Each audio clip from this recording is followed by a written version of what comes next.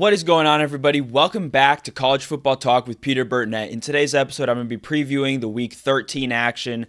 We're approaching the end of the regular season. It's kind of exciting times, but a little bittersweet because we're coming to the end of another college football season.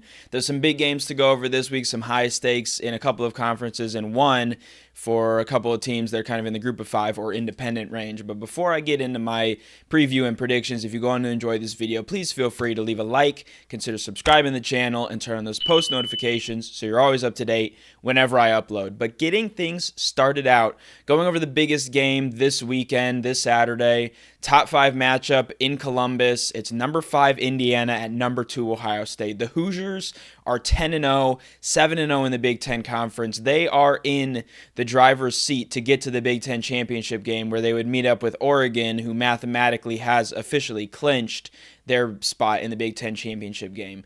Meanwhile, the Buckeyes are 9-1. They're 6-1 in conference, and they have turned things around, and they have easily the best loss this season and one of the best wins over number 4 Penn State. So what are we looking at in this game? Well, obviously for Indiana, their magical season under Curt Cignetti has been beyond any sort of the wildest expectations. I think even few Hoosiers fans would have expected this. They have a phenomenal quarterback and a really good wide receiver, Curtis Rourke and Elijah Surratt. I think they get more of the headlines, but I also think they have a really good running back, Justice Ellison, who's rushed for just shy of 700 yards, 9 touchdowns. Obviously, they do pass the ball a little bit more. They have a dependable, solid offensive line, and this Hoosiers team has won game after game. I know there's a lot of talk about, have they played anybody? I think that's a poor argument. You know, they've played the games in front of them, and you look at a team like Michigan last year. I'm not saying they're as good as the Wolverines were last year or even national championship caliber, but the Wolverines had a very easy schedule last year, and that allowed them to kind of ease into these bigger games. Now, Indiana did struggle last week. I think they probably could have won that game against Michigan, played a little bit better in that one, but they still got that win over a team that, yes, is 5-5, but still a very tough team to beat this year.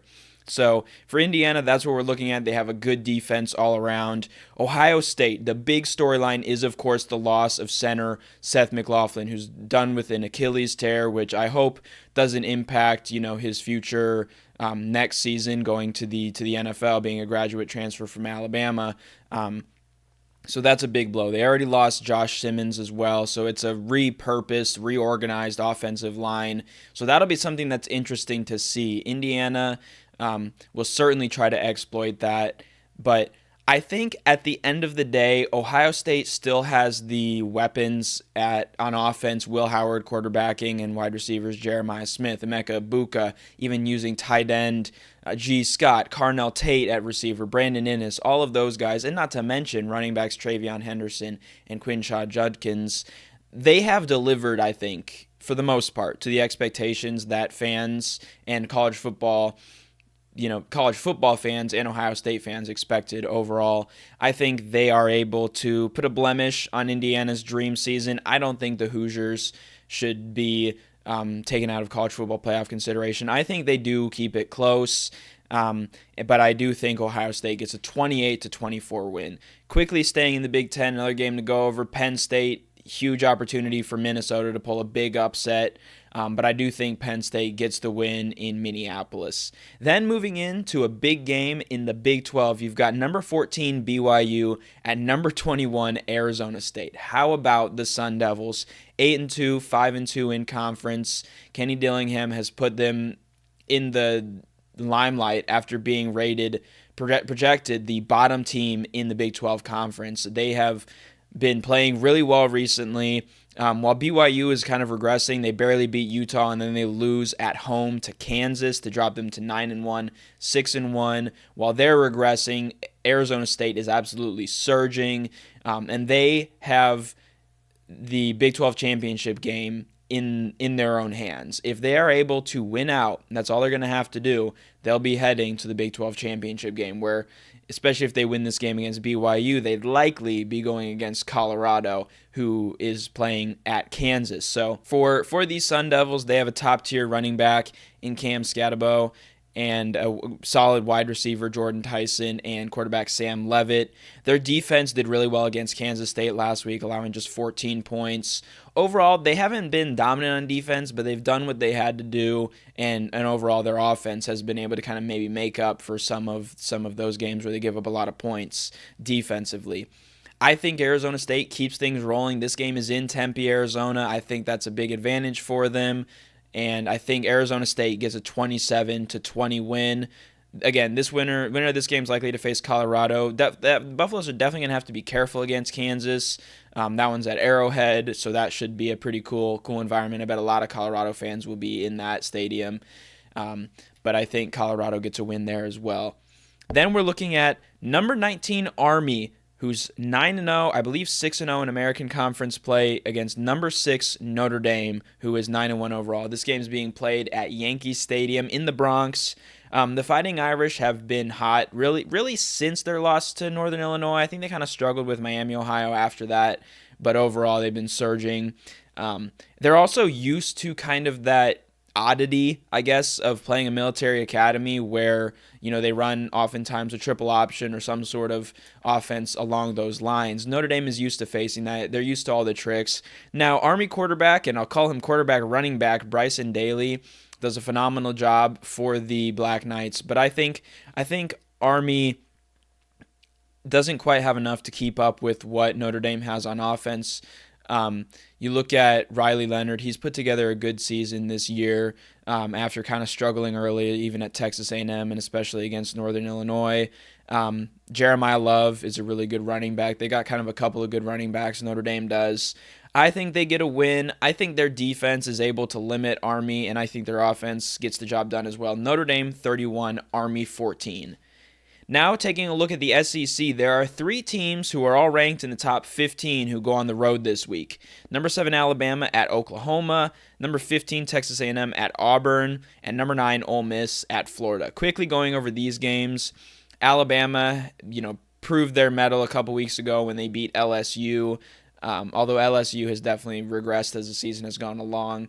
Oklahoma, meanwhile, has a very poor offense. They've allowed 41 sacks this year, which is up there kind of on pace to what Colorado did last year. And so I think Alabama comes away with a pretty comfortable win here. Texas A&M, meanwhile, has a huge look-ahead risk. If you saw Mike Elko's press conference, he even accidentally said, our focus is fully on Texas. I mean Auburn, that type of situation. So yeah, that was probably a little bit of a Freudian slip there. Where he's really thinking about that Texas game. Maybe it's an honest mistake. Who knows? Either way, this is a big look-ahead risk. However, I think Auburn this year maybe their defense could limit Texas A&M, but I don't think they have the offense to keep up. I mean, it's kind of the same case with Oklahoma. Those are two of the worst offenses in the SEC this year. So I don't think Texas A&M gets beaten here. The biggest, I think, upset watch is Ole Miss going into Florida. The Rebels are on a high right now. They got that win against Georgia. They're really well positioned to make the college football playoff as long as they can take care of business. And there are even some tiebreaker scenarios where they could come out as one of the top 2 teams and play in the SEC championship game. The Gators have last couple weeks been hot and cold. The last few weeks hot and cold. They played well against Georgia until DJ Lagway went down. Then the Bulldogs kind of rolled over them the rest of the way. They struggled against Texas as well defensively, but then they really shut down LSU last week. If DJ Lagway is at full capacity, which he seemed to be last week, I think this Gators team has a really good shot at an upset. This game is in Gainesville at the Swamp, but I do think Ole Miss and Jackson Dart has a little bit too much for this Florida defense to handle. I think it is a little bit more of a low-scoring game. I think it's within 10 points, probably even a one-score game. But I do think Ole Miss is able to escape because I think their defensive line does a good job against Lagway and the Florida offense and the rest of their defense. Then quickly taking a quick glimpse at the ACC race. Both of these games I think are winnable ones. You've got Wake Forest at number 8 Miami. Real quickly on the Hurricanes, why are they behind Alabama but ahead of Ole Miss and Georgia and some of those other SEC teams is kind of a question. You can have them in there. They'll be the top ACC ranked team, but why? What differentiates their resume against the team like in Ole Miss or against the Georgia?